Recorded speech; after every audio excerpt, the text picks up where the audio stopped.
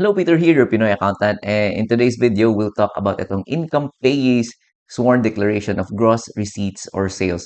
So in our previous video, we talked about yung sworn declaration of gross remittances. So magkaiba tong gross receipts, declaration of gross receipts, and yung last video natin on gross remittances, which is for ano yon, yung mga online sellers who are availing yung Lazada, Shopee, and TikTok. This time naman, pag-usapan natin, ano ba tong sworn declaration of gross receipts? So let's start. So number one, who can submit this sworn declaration? So these sworn declaration is for self-employed individuals. So ibig sabihin, hindi kayo under an employer, hindi kayo employed. So you are self-employed individuals. So may corporations din, applicable din ito. But in today's video, yung sample natin is for the self-employed individuals who are, again, ito yung mga pwedeng mag-submit who are professionals, CPAs, ayan, lawyers, real estate brokers, yung may mga professional under ng PRC, I mean. So, mga medical practitioners, we have doctors, ayan, dentists, mga vets natin, they can submit ito. Entertainers, ayan, mga artista, mga celebrities, mga singers, ayan, composers, mga artists, they would qualify as entertainers. And of course, we have the athletes, yan, mga yang into sports, yan, mga PBA, yan, mga under ng mga liga, ayan. So these are mga professional athletes. And then kasali din dito yung directors, producers, ayan, insurance agents, ayan, if you are having commission itong mga insurance agents, you are qualified to submit itong sworn declaration. And of course, mga other individuals receiving mga talent fees. So for example, mga ano kayo, freelancers, and you are doing mga graphic designing, and under videographers, ayan. For example, you will receive talent fees from different mga organizations that you are not employed, ha. So yung key dito is hindi kayo employee nung company na yon kung saan kayo nagre-render ng service niyo. You are just uh, being paid for the services that you rendered. Ayan. For example, yung mga talent fees nga. And then, of course, yung mga consultants natin, the bookkeeping agents, and the brokers and the agents, and other ito mga independent sales representatives, and the marketing agents. So ito, if nabebelong kayo dito na line of work, ayan, line of profession, so you are qualified to submit itong sworn declaration of gross receipts or sales. So ano bang purpose na to if you would submit this? This is to avail yung lower na withholding taxes. So, usually yung withholding taxes natin either 0%, ayan, 5%, and yung highest na withholding taxes natin is 10%. So, pag nag-submit kayo nito, if you would qualify like 0%, for example, you have a loan income payer, so ibig sabihin isa lang yung income payer ninyo, and then hindi lalampas ng 250,000 yung income ninyo, so you are qualified for the zero withholding tax. And if lampas kayo ng 250,000, or if ever may several income payers kayo and yung income niyo is hindi lalampas ng 3 million naman, so 5% lang yung dapat na ikaltas na withholding tax sa inyo. So if lampas na kayo ng 3 million, automatic yan, the highest would be the 10% withholding tax. So yan yung ikakaltasin or i-withhold ng income payer ninyo sa inyo. So, where to submit? So, saan nyo ba isasubmit itong sworn declaration? Ito, isasubmit nyo ito sa income payer ninyo. So, ano bang example nito? For example, ano kayo? Real estate brokers. So, madami kayong mga payers. So, yung payers niyo, these are yung mga developers. For example, si Ayala Land, ayan, SMDC, ayan, Robinson's Land, DMCI. So, madami kayong sources. Madaming nagbabayad sa inyo ng brokers fees or commissions.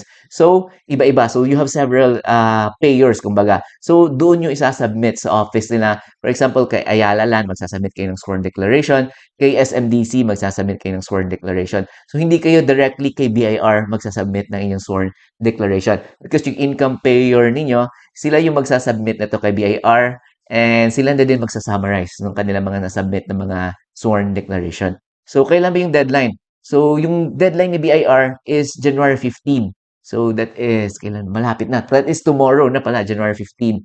And kaya nga, kailangan nyo tanungin nyo sa income payer ninyo kung kailan yung deadline nila. In most cases, yung deadline nila would be earlier than January 15. So, mostly, December kahit, third week ng December yung iba, nagko-collect na ng mga sworn declaration from their payees. So, si Ayala Land, for example, si SM, ayan, they would collect early as mga third week of December, ayan. Or yung iba naman, first week ng January, that's the time nila kino-collect yung sworn declaration from their payees. So, tanungin nyo yung mga payer ninyo if kailan ba yung deadline nila to to submit itong sworn declaration. So again, BIR deadline natin is January 15. So yung mga income payer natin earlier because they still have to submit yung summary nga kay BIR January 15 yung deadline. So ayan, so I hope it's clear kung ano yung purpose ng sworn declaration nito is just to avail yung 5%, ayan, or the 0% if applicable sa inyo.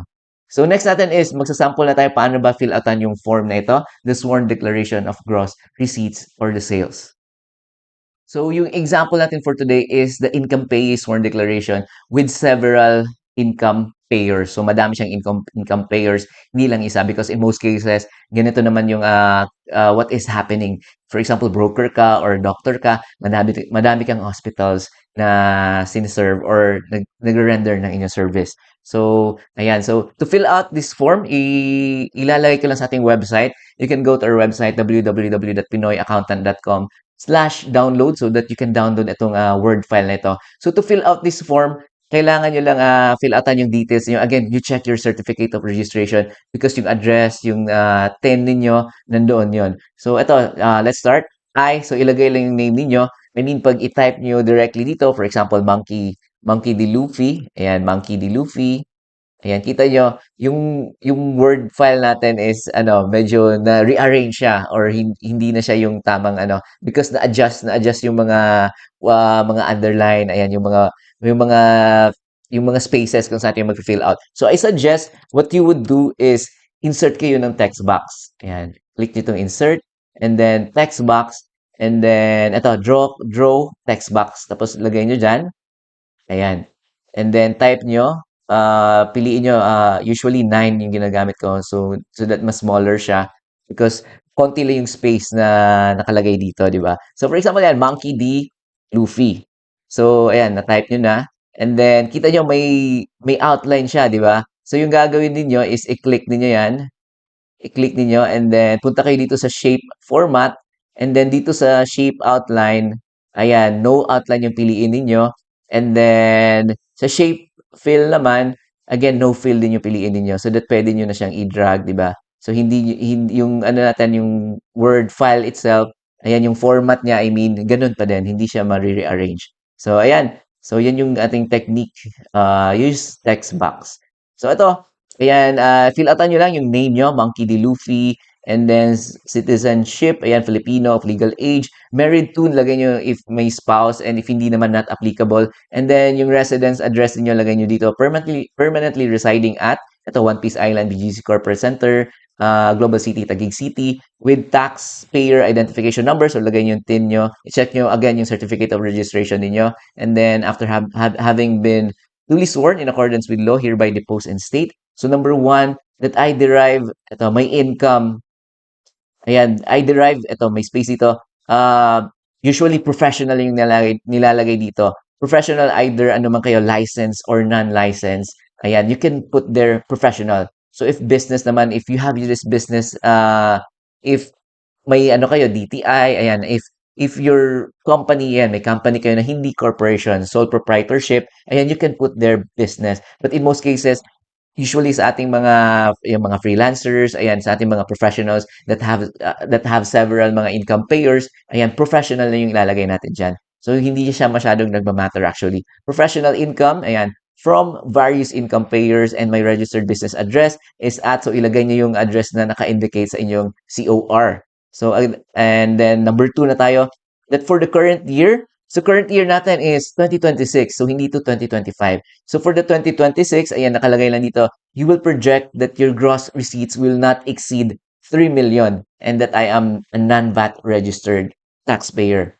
And for this purpose, I opt to avail either one of the income tax regime. So pipili kayo dito, it's either graduated income tax rate kayo, yung first natin na option, which mag-a-avail kayo ng optional standard deduction or the itemized deduction. If hindi naman, if you can also choose itong 8% income tax rate. Ibig sabihin, 8% lang ng gross income ninyo, yun yung basis ng inyong income tax. Wala na kayong yung 40% optional standard deduction or itemized deduction. So automatic yan, 8% ng inyong gross income. And we have mga videos, tutorials kung paano nyo ba i-complete yung 8% and the graduated income tax, yung itemized deduction or the optional standard deduction. You can just watch our previous video. So to select, so actually pwede nyo i-print and then pwede nyo lang manual kayo mag-check, or I suggest you can use itong draw and then click nyo itong tool na ito, and then you just check with your mouse. Ayan, ayan, i-check nyo. Ayan. And then, ayan, once nakapili na kayo, check mark, ayan. So, next tayo is number 3. So, yung number 3, wala naman tayong option dito, is it just nag-state lang ito na based on my selection, if my gross receipts or gross sales and other non-operating income would exceed 3 million, my income payer or withholding agent shall automatically withhold the higher rate. So, kahit na ano pa kayong pinili nyo, di ba? Supposed to be yung purpose na to is maliit na rate, the lower rate, 5%. But nakalagay lang dito, if mag-exceed kayo ng 3 million, automatic na 10% yung i-withhold sa inyo. And then, dito yung nakalagay lang dito is, in case na graduated income tax rate kayo, subject kayo ng business tax or the percentage tax. Ayan. And then, letter B, ayan, if 8% kayo, ayan, I acknowledge that hindi na kayo allowed mag 8% if mag-exceed kayo ng 3 million. So, in our previous video, diniscuss natin na yung 8% is available lang dun sa mga non-VAT registered.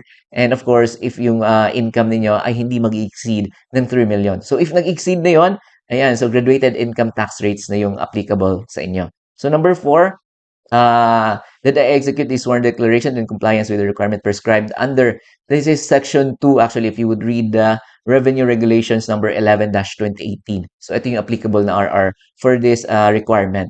So, you can just leave it as it is. And then number 5, ayan, you can, wala tayong gagalawin dyan, so that I declare under the penalties of perjury that this declaration has been made in good faith and to the best of my knowledge and believed to be true and correct. So, tama yung ating dineclare dito. So, again, dito, next tayo is yung day. And example, 14th day of January 2026 at Taguig City, Philippines. And then you will put your name here, and then signature above your name. And dito naman sa baba na portion, the subscribed and sworn, sa notary public na sila na mismo lalagay ng day dyan kung kailan kayo pumunta doon sa kanilang office. So, may tatak lang naman sila dyan. So, it's just easy. And of course, bring your government-issued ID because kailangan nila dito yan, yung details ng inyong government-issued ID. Driver's license, ayan, SSS. So, kailangan yung dalhin yon. And then, kailangan nyo ipa-notarize. Ayan, notarize. So, depende kung yung fee would range nasa 200, 300, 400. So, depende kung saan kayo magpapa-notarize. And then, yung documentary stamp tax naman, pwede nyo itong bilhin from your sa munisipyo or sa ano din, sa BIR ng mga offices. You can buy the documentary stamp tax. And yung kailangan is the 30. So, how many copies ba? So, that would depende sa inyong income payer. So, kung madami kayong income payer, ayan, madaming copies yung kailangan ninyo. For example, Ayala Land, SMDC, Robinsons Land. Example, 5 yung several income payer ninyo. So, 5 copies din yung kailangan yung ipanotarize. So, again, yung fee sa pag-notarize, since isang document lang naman ito, hindi siya per document yung, I mean, per copy yung pagbayad nyo. So, example, 5 copies, that would still be 300, 400, or 500, depende nga. So, yung documentary stamp tax naman, so, kailangan nyo bumili ng again, each original, kailangan ng documentary stamp tax. So, yan yung requirement ng mga income payer. So, ayun. And then next, dito naman sa baba, actually, wala kayong ilalagay dito because yung income payer ninyo, yung mag-fill out ng data dito. So, ito, once na notarize ninyo, ayan, may documentary stamp tax na, you can go now to your income payer. And pwede nyo itong isubmit, itong inyong ginawa na, yung notarize niyo na income payee sworn declaration of gross receipts or sales. So this is again for the self-employed engaged in the practice of profession with several income payers. So if may loan income payer kayo kung nag-iisa, iba din yung kailangan nyo. That is the Annex B2. So, ilalagay ko lang din sa ating website if ever may ano kayo, nabebelang sa loan income payer. So again, yun lang ating video for today. We just talked about ano ba tong income pay sworn declaration of gross receipts or sales.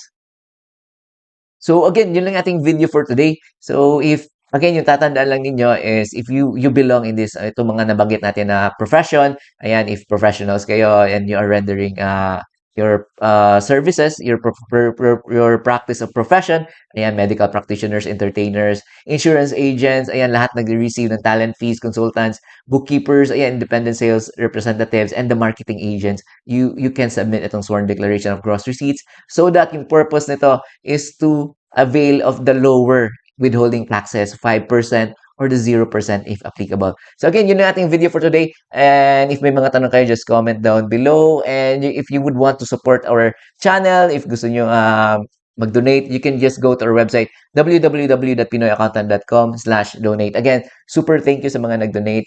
Any amount would be a big help for me so that I can continue doing this mga free tutorials. So again, thank you very much and I'll see you in our next videos.